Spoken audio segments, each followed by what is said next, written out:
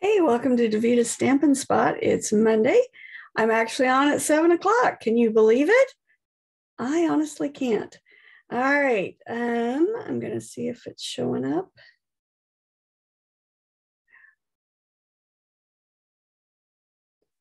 Hit the wrong button. So I hope you had a great weekend. Boy, we had so much rain here in Kansas City. It was just crazy. Neighbors said we got even more than I thought we'd gotten. So, oh, there we go. What do you know? Okay, Monday. My face is a little flush. We just finished mowing my mom's yard. Had wanted to mow Saturday, and got over there and the mower wouldn't start. Kent had just finished mowing here. So we took the mower over there, wouldn't start. So then checked it out on Sunday after church just to see if it would start, and it started right up. So tonight we ran over and did that before her trash day tomorrow. So we got all the mowing done, and she treated us to Dairy Queen. So that was really yummy. And I'm home in time for 7 o'clock. So I came home from school and decided that it would be fun to create a chocolate bar, because we would love to send chocolate when the summer, but you know, it always melts because it's so hot. So I'm going to show you how to send a candy bar that doesn't melt. Let me flip this around and we'll get started. So this is ideas from Dina on Split Coast Stampers. How do you like my chocolate bar? Can you see? Doesn't that look like a chocolate bar? I think that's really fun. It says a day without chocolate is like, just kidding. I have no idea. On the inside, you're just like chocolate. You make everything better. And then I put some chocolate down here at the bottom. So it's much easier to make than I thought it would be. I know I say that every week, but that's probably because, you know, once you know how to do something, it's easier. All right. So the big squares on the candy bar are 1 inch by 1 inch. And on her instructions, she had us score all the way around here. I don't know if you can see that. But the next piece that you do is 3/4 all the way around, and it covers it up. So when I figured that out for tonight's one, I didn't do the embossing on the big one, and I don't think you can tell. So here's the second size, and it's 3/4 by 3/4 square. And when you put it on the scoring, for the scoring here, you'll see it's at 3/4. You're just going to go in one line. Now, I tried to do it so that I didn't go over where the score line was, so that we didn't have lines going all the way out to the edge of the paper. And it's amazing how quickly you kind of figure that out, because you're basically just doing an 1/8 of an inch all the way around. So you can see I'm just going all the way around like that. I did get a little long on the last one. And what's nice is you can take your scoring tool and go back and stop that. So let's see if you can see that. So this, you want it so that the raised side is on the top. So that's fuzzy. And then there you go. Okay. And her sample only had 9, but her card was a little bit smaller, and I wanted to make it a slim line. So to do that, I made 12 of each. So see, you can see on this one, it's scored, but then when you lay that over the top, it covers it up, so you can't see it anyway. So unless you would try to do a 1/16 of an inch where maybe you could see it, I wouldn't mess with scoring the bottom one. So you'll score, this is one I was playing with, so it's scored, but I don't think you'll be able to tell. And so you want the bumps going up. And I used the black dimensionals so that there's no white underneath it, so that you don't see it. Fran says a chocolate she might like. Oh, that's right. You don't like chocolate. Silly, silly. Yeah, you don't have to worry about your candy melting in the summer then, do you, like I do? Because I love my chocolate. So I put 4 on here because I want it to be nice and sturdy. So I'm going to pull off the black dimensionals. And then you're just going to center it on there. Okay, like that. That's, well, it just doesn't want to focus today. There we go. I guess you can kind of see it. Wonder what the deal is. So it's scored around there. And then you've got the depth with the dimensionals there. And now what we're going to do is we're going to take the card base. I am using Early Espresso because I want it to be like a dark chocolate. Actually, I like milk chocolate, so we're going to say it's milk chocolate. And your card for Slimline is, I don't remember. Let me look here. I cut all this before I went over to Mom's, and I'm going to use that as my excuse. Okay, so the length of it is 8 3/4, and this way is 7 1/4. And the reason I did that is because I thought I could do 7 1/2 this way, so it's 3 3/4. But because there's so much height on the chocolate, it didn't fit in the card very well. So keep that in mind when you measure for your envelope on these, depending on what size you want to do. Keep in mind that you're going to have some height to it, so give yourself a little wiggle room. Okay. So I lined them up, and you're going to do 3 across. And I wanted to try and make sure that I did it so that they were spaced nicely. So I grabbed my paper, and since this is about 3, not quite 3 1/2, I kind of lined it up like this, and it helped with my measuring here. We're going to take them and line them up like that. Doesn't have to be exact because it's handmade, but if you're real OCD, sure you could use your pencil and draw some lines on there. Unfortunately, my scoring blade was a little tired, so my edges are not the best. I've been working on a project for my customers and my team. I have to use my paper trimmer a lot. I just need to change the blade. I have one, I just haven't done it. The one that was crooked. All right. So there's my 12 pieces of chocolate. And I chose to glue the center one down first.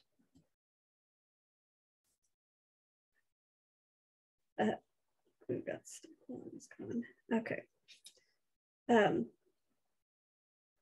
So next Monday is going to be my first technique, and that one didn't work. Technique and Fun Fold Club.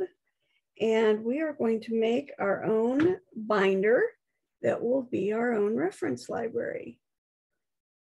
And I'm so excited to do this. I've thought about doing this for a long time. And since I took that Canva class for my substituting and learned how to use Canva, I think I'm going to be able to make it look really neat for the front of our notebooks. And every class, every month when they come, we're going to do one technique and one fun fold, and they'll get an instruction sheet that will go in their binder. And then for the fun fold, they'll make a template, and for the technique, they will get a sample of it that they can put with it.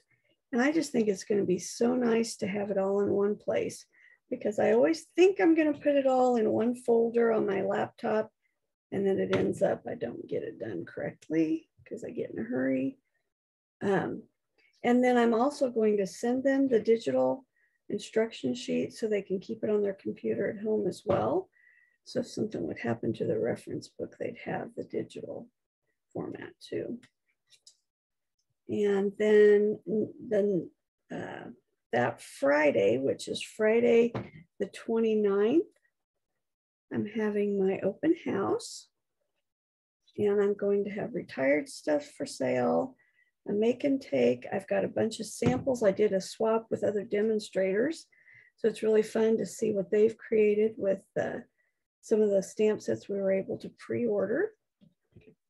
And so I'll have displays, make and take, retired merchandise for sale, ordering specials. And then I made the tea bag container last week. You'll get one of those. And who knows what else I'll come up with by then. I'm excited. I'm planning an event for my team this Friday. And then on Saturday for demonstrators in the Kansas City area. So I'm kind of going to have a really crazy few days, but it'll all work out. All right.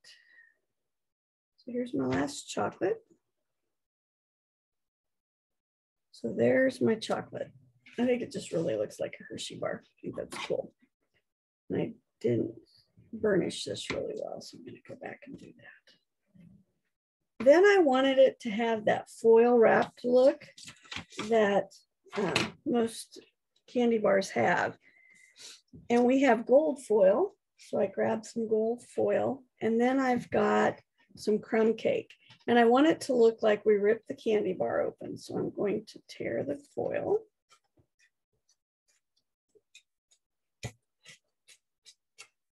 And then tear the cardstock as well.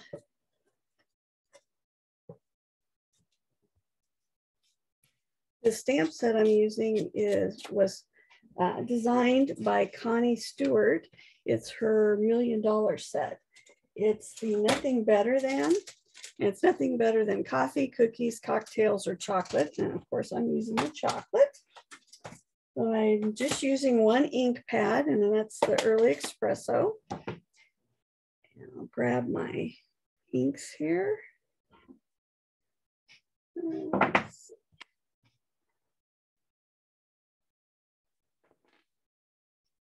A day without.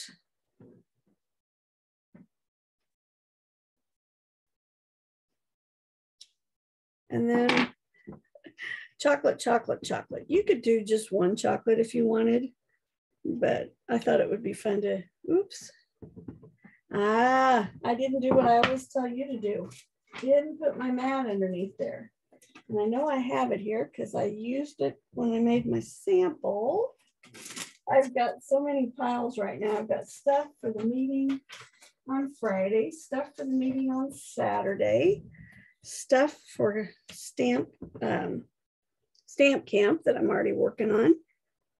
Let's see if I can line this up. We'll see how this goes. Oh, look at that. What do you know? That is the nice thing about, I'm going to try this a little different this time. Last time I went in a diagonal. This time I'm just going to kind of mix them up. All right. So a day without chocolate, chocolate, chocolate is like, just kidding. I have no idea. And I would have to say that's probably true for me. I'm pretty sure I have chocolate every day. So I'm going to glue this on the gold foil. And then the thing you need to keep in mind is you added a lot of depth with your candy at the top. So you need that depth here so that it doesn't look funny. So I grabbed our foam adhesive sheets, and I bought these, and I think this is the first time I'm actually using them on a Facebook Live. They're awesome because they're these great big sheets. They're a solid piece that you can cut down to whatever size you want. So I cut this down so that it's just a little bit smaller than my gold. It's a nice big sheet, and I think it's deeper. I thought, anyway, it looks deeper than the dimensionals. So when we put it over here, it goes on top of the candy. Okay, and then it just peels off one big sheet. These adhesive sheets are $8 in the catalog. There you go. Doesn't that look fun? I like that. A day without chocolate is like, just kidding. I have no idea. All right, so now we're going to do the inside. And I wanted to continue with the crumb cake. Hey, Julie, how are you? Fran, I know, no purple or blue. You threw yellow in there. I've just been using that lately. I don't really know why. But, you know, when you go with chocolate, you don't need any color but chocolate color.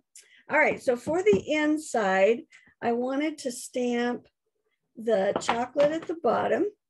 And I tried it both ways. And I found that it worked better to do the outside part first. And I did it so that I didn't want them in an even line. So I kind of varied the height of them. And then for the filling, I was worried that it would be too dark. So I stamped off and then filled in.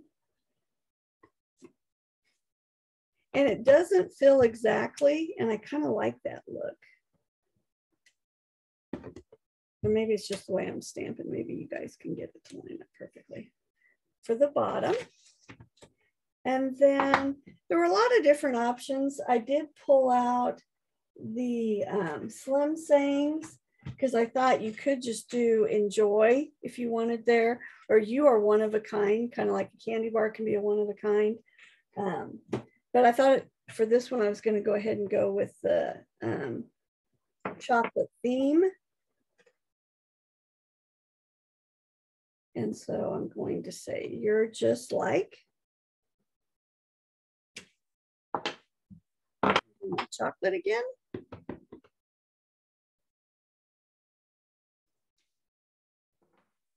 And you make everything better. Cute. I love this set. I used it quite a bit when it first came out, and then got busy using other stamp sets. So it's kind of fun to pull it out again today and use it. One other thing I'm prepping for is our stamp camp. It's the new catalog stamp camp. It is Saturday, June 4th. It's here in Basehor. $35. If you're on my email list, you've gotten several emails about it.